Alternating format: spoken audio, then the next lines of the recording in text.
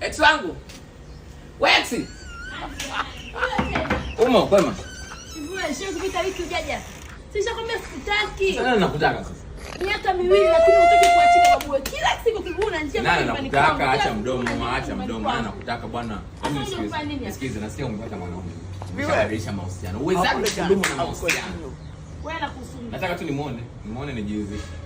Ili iweje? Nataka nimuone kanizidi nini? Nataka nimuone. Kwa matatizo? Matatizo gani? Vipi njomba, vipi? Mbona piga kelele hapa vipi?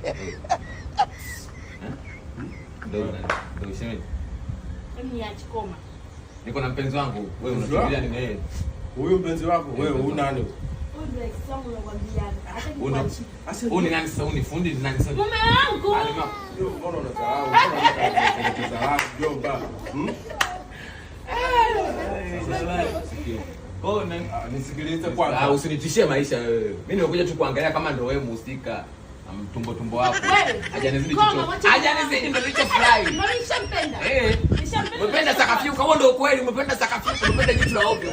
Usishike bwana wewe. Vipi? Usikubali kuachwa. Naongea na huyu sawa, mimi nilimdate, unaongea naye huyu. Sawa, sijakufuata wewe. Njomba mambo sio mengi hapo. Sikutaki, mbona uachiki mapengo? Sasa nakutaka, mimi nimekuja kuona tu kama umefanya machaguzi sahihi. Lakini hakuna ulichokifanya. Njomba tupishe. Na leo mwanzo namusha kwenye nyumbani kwangu. Anaongea eti eti sauti tukupishe nini? Njomba toka hapa. Hivi kuna kitu gani utaongea mimi nitakusikiliza?